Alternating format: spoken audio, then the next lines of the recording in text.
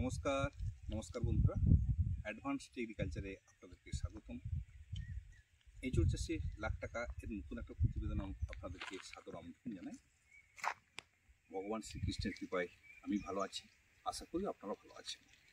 আজকে এসেছি বাঁকুড়া ডিস্ট্রিক্টের তালডাংরা ব্লকের নাচনকোঁদা বলে একটা জায়গায়। সেখানে আমাদের একটা এঁচোড় ফার্মিং হয়েছে বা শুরু করেছেন সেই জায়গাতে। তা আপনারা অনেকেই জিজ্ঞাসা করেন কীরকম মাটির দরকার, কীভাবে লাগাবেন বা কী ভুল ত্রুটি হচ্ছে, তার একটা প্রাথমিক ধারণা আমি আপনাদেরকে দিচ্ছি। বা এঁচোড় চাষ মানুষ কেন করবেন, এর প্রফিট কী কোন জায়গায়, সেটা একটু বোঝানোর চেষ্টা করব। আমি অনেক প্রতিবেদনে বলেছি যে কোনো মাটিতেই সম্ভব, কারণ আম কাঁঠাল জন্মায় না পশ্চিমবঙ্গের এরকম এলাকা খুব কম আছে। পাহাড়ি এলাকা কিছু বাদ দিয়ে কিছু লোল্যান্ড বা কিছু লবণাক্ত, প্রচুর লবণাক্ত এরিয়া ছাড়া সমস্ত জায়গায় হতে পারে। আজকে ধরুন অনেকে ভাবেন বা বলে থাকেন আমার জমির প্রকৃতি একটু কাঁকুড়ে বা পাথরে, এই এলাকায় কী হতে পারে। তা আমি ওনাদেরকে এক কথাই বলি, যদি দেশি কাঁঠাল গাছ জন্মায় সেক্ষেত্রে আমাদের গাছটা অবশ্যই হতে পারে। এখানে মাটিটা আপনাদেরকে একটু দেখানোর চেষ্টা করি। যদি আপনারা লক্ষ্য করেন, দেখতে পারেন টোটাল কিন্তু মোড়াম বা কাঁকড় টাইপের যেটা বলি সেরকম মাটি। কিন্তু এখানে আমরা গাছগুলো 12 ফুট বাই 12 ফুটে লাগিয়েছি। কিছু ভুল ত্রুটি আমরা একটু দেখে নেব, যেগুলো আপনাদের পক্ষে পরবর্তী ক্ষেত্রে সুবিধা হবে। প্রাথমিক আমি একটু দেখানোর চেষ্টা করি।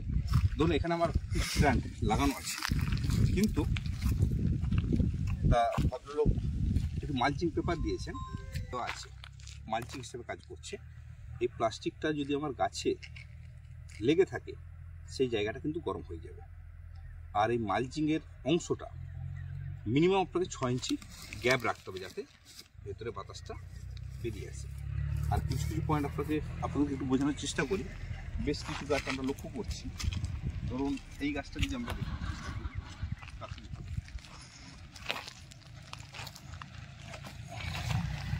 একটু দেখানোর চেষ্টা করবো, ক্লোজ করতে বলবো আমি একটু। ক্যামেরাটা আমাদের যে কলমের অংশটা আমরা বলি, যেখানটা আমাদের কলম বাঁধা আছে, দেখুন এটা মাটির নিচে চলে গেছে। এটা আমরা বলি সবসময় মাটির উপরে রাখতে হবে। তাহলে কোথায় আছে? এটা মাটির নিচে, বোঝাতে পারছি নিশ্চয়ই। এই যে মাটির নিচে দিয়ে দিয়েছেন, গাছটা কিন্তু 6 মাস পরে হলেও মরবে। আরেকটা কথা, মাটির নিচে যদি চাপা পড়ে যায় সেই প্লাস্টিকটা আপনি খুলতে পারবেন না। তাহলে এই গাছগুলোকে আপনারা কী করবেন, যখন ফুল দুটি হয়ে গেছে গাছটাকে এগেন বিকালের দিকে তুলে খুব সাবধানে একটু আবার লাগানোর চেষ্টা করবেন। আর মাটির কীভাবে রস রাখবেন, পর্যাপ্ত রস রাখতে হবে। ঠিক যেভাবে রসটা আছে, আমরা ভাবছি রস আছে, কিন্তু আরও রসের দরকার আছে। মাটিটা নিগুড়লে জলটা টুকরো টুকরো পড়বে না। পর্যাপ্ত রস আছে, কিন্তু লাগানোর পর সকাল বিকাল জলটা আপনাদেরকে অবশ্যই দিতে হবে। আর প্রাথমিক পরিচর্যা আমরা বলবো, এনারা প্রতি গর্তে 2 কেজি গোবর সার দিয়ে লাগিয়েছেন, তার সাথে একটু দানা ওষুধ। এরপর গাছ তো কন্টিনিউ নজরে রাখতে হবে। যদি কোনো গাছ দুপুরের দিকে পাতা ঝেমায়, সেক্ষেত্রে গাছটা বুঝতে হবে জলের প্রয়োজন আছে। আর এই গরমে উইটা বেশিরভাগ বাঁকুড়া ডিস্ট্রিক্টে কী হয়, তাপেতে মাটির নিচে দিয়ে চলে যাবে। কিন্তু যখন বৃষ্টি হবে, আবহাওয়া একটু নরম হবে, নিচেরই কিন্তু উপর দিকে উঠে আসবে। সেই সময়টা খুব গুরুত্বপূর্ণ।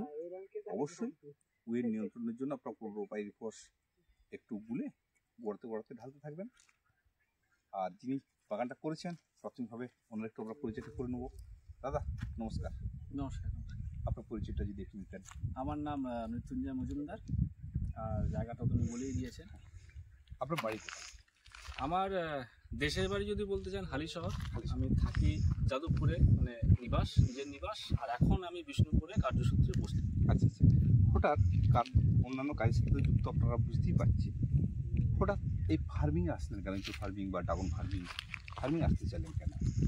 প্রথম কথা মানে আমি এক কথাই বলি, যেখানে আমাদের যুব সমাজ 10-20 হাজার টাকা 50 হাজার টাকা চাকরি পেতে ব্যস্ত হয়ে পড়ে, সেক্ষেত্রে চাকুরির সাথে সাথে বা অন্যান্য কাজের সাথে সাথে আপনি ফার্মিংয়ের ব্যাপারটা মাথায় আসলো, যদি একটু বলতেন।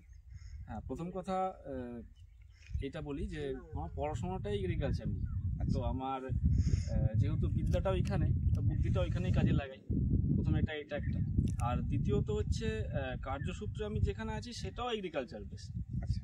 তো সেই কারণে আমার মানে অন্যদিকে ভাবতে হয় না। 3 নম্বর হচ্ছে ফার্মিংটা কেন, মোট কথা অন্য তো কাজের জায়গায় ফার্মিংটা কেন, ফার্মিংটা এই কারণেই যেটা একটা আনএক্সপ্লোর্ড এরিয়া, এখানে প্রফিটের জায়গা আছে। আর যেহেতু এটা পড়াশোনা আমাদের এটা নিয়ে আমরা জানি, একটু যদি আমাদের নো হাউটা জানা থাকে, একটু যদি পেশেন্স থাকে, আর একটু যদি খাটতে পারি, আমরা টাইম দিতে পারি, তাহলে যথেষ্ট ভালো লাভের জায়গা আছে।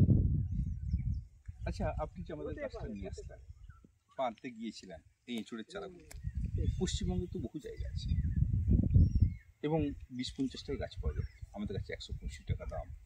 আপনার এখান থেকে প্রায় আমার ওখান কম বেশি আসে 100 কিলোমিটার দূর, এতটা দূরে 125 টাকা দাম। আপনি এটাকে সিলেক্ট করলেন? এটাকে সিলেক্ট করলাম এই কারণে, ঠিকই বলেছেন, যে এখানে আমার পাশেই, এখানে পাশেই 55-45 এরকম রেটও পাওয়া যাচ্ছে। তো কেন আমি নিতে গেলাম, সেটা প্রথম কথা হচ্ছে, আপনি যেই বিভিন্ন জায়গায় যে ভিজিট করে যে বাগানগুলো দেখান আপনি নিজে যান, এবং আপনার অনেক চ্যানেল আপনার এটা দেন, প্রতিবেদনগুলো দেন, সেখানে পরিষ্কার দেখা যায় চোখের সামনে। যেমন ভিডিও তো মিথ্যা কথা বলে না, আমি মিথ্যা কথা বলতে পারবো, অন্যজন মিথ্যা কথা বলতে পারবে, কিন্তু ভিডিও তো মিথ্যা কথা বলে না। ওইটা একটা ভিডিও এভিডেন্স যে আমার এটা গাছটা হয়েছে, গাছে ফলন হয়েছে, এতদিনের গাছ, বা আমার বাগানগুলো এই টাইপের ফল দেয়, বা এটা দীর্ঘদিন আমরা করে আসছি। এবং 9 মাসে চলে আসা। প্রথম এই কাঁঠালের ক্ষেত্রে সবার চিন্তা থাকে কি, যে 9 মাসে আসবে তো ফল। না, এর মধ্যে একটা বলি, হ্যাঁ, এই মুহূর্তে যতগুলো বিদেশি ভ্যারাইটি আছে, সমস্ত ভ্যারাইটি কিন্তু কম দিনে ফলন দেবে। কিন্তু আমরা বলছি যে ফলনের পরিমাণটা কতটা। হ্যাঁ, এটা একটা ব্যাপার। নেক্সট পয়েন্ট ওটাই। আরেকটা বড় ফ্যাক্টর হচ্ছে, আপনি গাছ নিয়েছেন, এখানে কিন্তু শেষ কথা না। কারণ এই যে ধরুন আমি 100 কিলোমিটার দূরে আপনার কাছে আসলাম, ভুল ত্রুটিগুলো একটু চেক করে দিলাম, হয়তো সব ক্ষেত্রে যেতে পারছি না, তাহলে যিনি নতুন করছেন আপনার প্রতিবেদনটা দেখে তিনি কিছুটা শিখলেন, এক্স্যাক্টলি ওই বাগানের প্রবলেমটা দেখে কিছুটা শিখলেন। তার ফলে কি হয়, আমাদের কৃষকগুলোকে একটা জায়গার মধ্যে আমরা রাখতে পেরেছি, একটা কমিউনিটি হয়ে গেল। যেমন ধরুন আমি আপনাকে কিন্তু এর আগের দিন বলে দিয়েছি কলমটা উপরের জায়গাতে থাকে, আমরা বলে দিয়েছি, বুঝিয়ে দিচ্ছি, কিন্তু জ্ঞাতস্বরে বা অজ্ঞাতস্বরে কিছু ভুল হয়ে যায়। এরপর দেখুন, ভুল সেগুলোতেই বেশি হয় যেইগুলোতে আমাদের সেক্টরটায় বেশিরভাগ কৃষক, অন্যান্য পেশার সাথে যুক্ত সেরকম মানুষ করছেন, ওনারা নজরটা দিতে পারছেন না, লোকের উপর ডিপেন্ড করছেন। তারপরে ভুল ত্রুটিগুলো যখন হয়ে যাচ্ছে, কিছু কিছু প্রবলেম হচ্ছে। আচ্ছা, আপনি এই যে 100 পিস গাছ নিয়ে এসছেন, কপিস মারা গেছে আমাদের লাগানোর পর, মানে যে মারা যাবে সে তো সাথে সাথেই যাবে না? এখনো পর্যন্ত কোনো কিছু মারা যাওয়ার আমি দেখতে পাচ্ছি, বা কোনো লক্ষণ আমি দেখতে পাচ্ছি। গাছের গুণগত মান কি? হ্যাঁ, আজ ঢলে পড়া নিয়ে দেখতে পাচ্ছেন, পাতা একদম পুরো সোজা উপরের দিকে আছে, একদম সোজা আছে। আর এই রোদ্দুর যদি টিকে যায়, হ্যাঁ, আজকে টেম্পারেচার মানে প্রায় 32-34 অলরেডি চলে গেছে, plus dry weather, dry weather. তো আপনি গাছটা আনার পর আমাদের সাথে কোনো যোগাযোগ পাচ্ছেন? এই তো আপনাকে সাধু একদম সাক্ষাতে পেয়ে গেলাম। এর থেকে আর যোগাযোগ কি আছে? ফোনে তো বোঝানো সম্ভব হতো না অনেক সময়। না, এগুলো তো ফোনে আমার আসার উদ্দেশ্য হচ্ছে, ধরুন অন্যান্য পেশার মানুষরা গাছটা সম্পর্কে জানেন, কিন্তু আপনাদের ব্যাপারটা, আমি সেদিন ছিলাম, ব্যাপারটা একটু আলাদা, ওই জন্য হাতে করে দেখা হয়নি কখনো, এটা প্রথমবার হাতে করে দেখা হয়। সেই জন্য আসতে মানে খুব দ্রুততার সাথে আসতে হলো। আজ তো 3 দিন লাগানো হয়েছে নাকি? হ্যাঁ, না 3 দিন আনা হয়েছে, কালকে বিকালে লাগানো হয়েছে, কালকে সকালের দিকে লাগানো হয়েছে কিছু, কালকে বিকালে লাগানো হয়েছে, মানে একটা দিন রোদ পেয়েছে, আজকে তো এই রোদ পেয়েই গেল। আপনার মোটামুটি গাছটা লাগিয়ে খুশি? হ্যাঁ, আপাতত খুশি। ঠিক আছে দর্শক বন্ধু, গাছটা আজকে লাগানোর একটা 2-3 দিনের মাথায় একটা প্রতিবেদন দিলাম, আমি 1 বছরের মাথায় দিয়ে দেবো, 2 বছরের মাথায় দিয়ে দেবো। আপনারা আসুন, পশ্চিমবঙ্গের বিভিন্ন প্রান্তে আমাদের বাগানগুলো গড়ে আসছে, ফলনগুলো দেখুন, গাছের ফলনগুলো দেখুন, নিশ্চিন্ত হন, তারপরে বাগানের দিকে আগান। একটা গাছ বা একটা বাগান তৈরি করতে গেলে প্রয়োজন হয় উন্নত মানের গাছ, তার সাথে সঠিক পরামর্শ বা পরিচর্যাটা আপনাকেই করতে হবে, কিন্তু পরামর্শটুকু বা সঠিক গাছটা এটুকু আমরা আপনাকে দিতে পারবো, এই আশ্বস্তটুকু আমি করতে পারি। আর অনেকে আমার কাছে আসতে চান, একটু পথটা বলে দিই। যারা হাওড়া বা আরামবাগ থেকে, আপনারা প্রথম আরামবাগে আসুন, হাওড়া বা বর্ধমান থেকে প্রথমে আরামবাগে আসুন, আরামবাগ থেকে বদরগঞ্জ বাসে উঠুন, শান্তিপুর স্টপেজ, ওখানেই আমার ফার্ম। সব দিন থাকি না, আমার সাথে সাক্ষাৎ করতে গেলে আপনাকে ফোন করে আসতে হবে।